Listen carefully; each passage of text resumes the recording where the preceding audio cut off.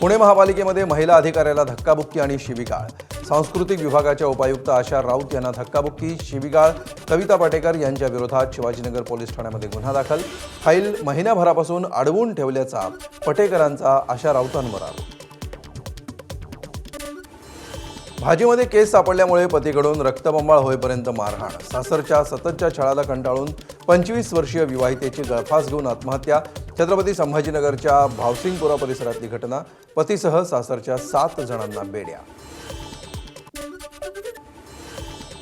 वर्ध्यामध्ये बँक खात्याची ई-केवायसी करण्याच्या नावाखाली 3,89,000 रुपयांची फसवणूक। अज्ञात व्यक्तीनं मोबाईलवर पाठवली फाईल, तर फाईल डाउनलोड केल्यामुळे 3,89,000 रुपयांची फसवणूक।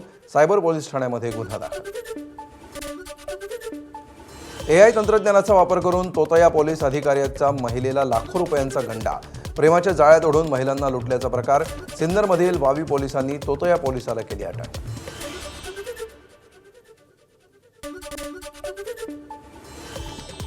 अकोल्यामध्ये गांजा तस्करी करणाऱ्यांवर मोठी कारवाई। कार आणि ट्रकमधून सुरू होती गांजाची तस्करी। 55 लाखांचा मुद्देमाल जप्त, दोघांना अटक।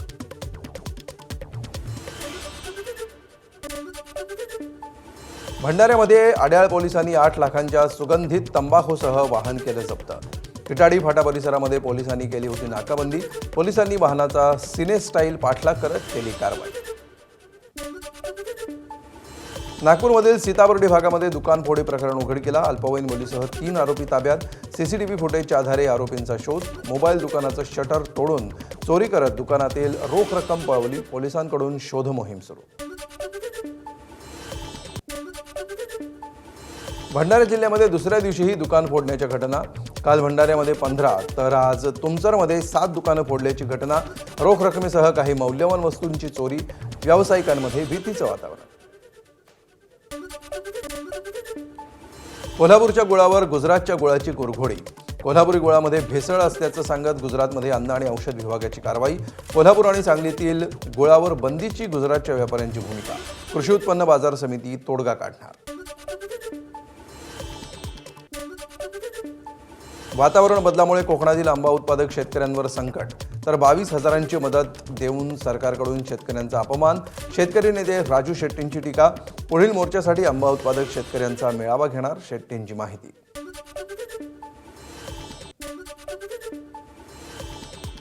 धुळे जिल्ह्यामध्ये एप्रिल सुरू होताच जलसाठ्यामध्ये घट। पाणी टंचाई भासू नये यासाठी जिल्हा परिषदेकडून टंचाई आराखडा मंजूर। जिल्ह्यातील 187 गावं आणि 142 वाड्यांसाठी 2,10,00,000चा टंचाई आराखडा।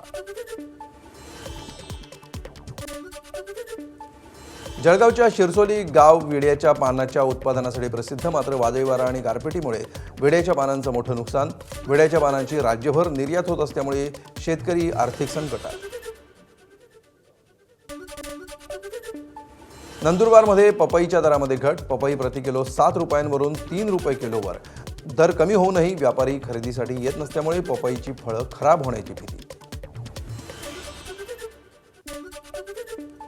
परभणीमध्ये शिर्शी बुद्रुक या ठिकाणी कलिंगडाला भाव नसल्यामुळे शेतकरी अडचणीत। 5 रुपये किलोनं कलिंगड विक्री करण्याची वेळ।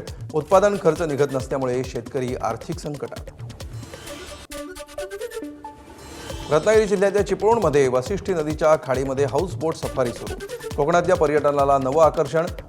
केरळमाच्या बॅकवॉटरप्रमाणेच इथं सुद्धा पर्यटकांना जलपर्यटनाचा अनुभव घेता येणार, तर पर्यटनाच्या माध्यमातून ग्रामीण भागातल्या महिलांना देखील रोजगाराचा नवा पर्याय।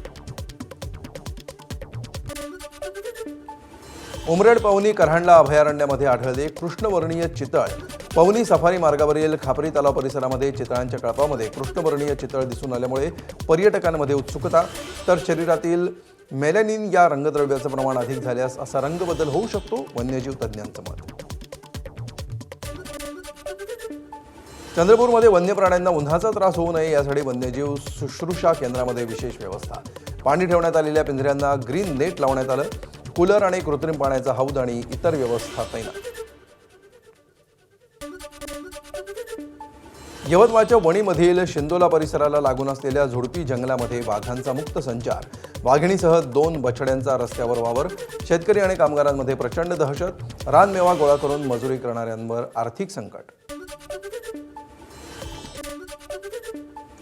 हिंगोलीच्या सेनगावमधील केलसुला गावातील शेतकऱ्याचा मुलगा MPSC परीक्षेत उत्तीर्ण.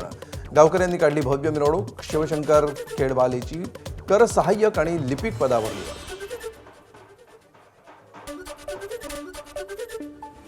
बीडच्या आष्टीमधील म्हसोबाची वाडी गावामध्ये श्री क्षेत्र गहिनीनाथ गडाच्या 94व्या नारळी सप्ताहाची सांगता. मुख्यमंत्री फडणवीसांसह पंकजा मुंडे आणि धनंजय मुंडेंची उपस्थिती.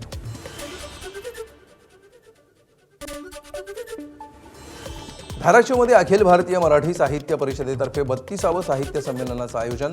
29 ते 30 मे रोजी पार पडणार साहित्य संमेलन. तर अजितदादा पवार साहित्य नगरीमध्ये सोहळा आयोजित करण्यात येणार असून 900 साहित्यिकांची उपस्थिती अपेक्षित.